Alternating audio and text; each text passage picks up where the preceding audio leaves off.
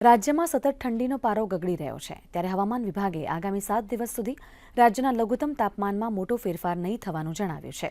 વિવિધ શહેરોના તાપમાનની વાત કરીએ તો 9 ડિગ્રી લઘુત્તમ તાપમાન સાથે નલિયા રાજ્યનું ઠંડુગાર શહેર બન્યું છે। તો છેલ્લા 24 કલાક દરમિયાન ભુજમાં 10.2, રાજકોટમાં 10.1, ડીસામાં 11.4 અને જામનગરમાં 12.1 ડિગ્રી તાપમાન નોંધાયું છે, જ્યારે અમદાવાદમાં 14.4 ડિગ્રી તાપમાન નોંધાયું છે।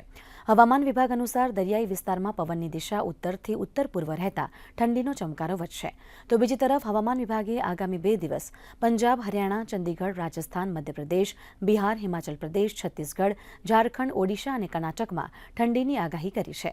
તો આગામી 3 દિવસ દરમિયાન પંજાબ, ઉત્તર પ્રદેશ અને રાજસ્થાનમાં ખૂબ જ ગાઢ ધુમ્મસ રહેવાની સંભાવના વ્યક્ત કરવામાં આવી છે। अहमदाबाद के लिए जो आज का पूर्वानुमान है क्लियर स्काई रहेगा और जो लघुत्तम तापमान है 15 डिग्री सेंटीग्रेड के आसपास रहने का पूर्वानुमान है अगले आज और कल के लिए दिया गया है। और कोस्टल क्षेत्र में अभी जो पूर्वानुमान दिया गया पवन का जो दिशा रहेगा उत्तर से उत्तर पूर्व दिशा से पवन का दिशा रहेगा और स्पीड जो रहेगा 15 से 20 नॉट। राज्य में जो पवन का दिशा रहेगा उत्तर पूर्व से उत्तर दिशा से पवन का प्रवाह रहेगा।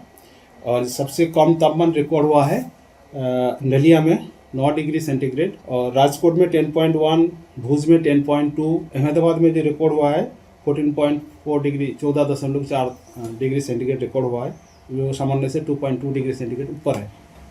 और गांधीनगर में 13.4 डिग्री सेंटीग्रेड रिकॉर्ड हुआ है, जो नॉर्मल से 1.5 डिग्री सेंटीग्रेड ऊपर है।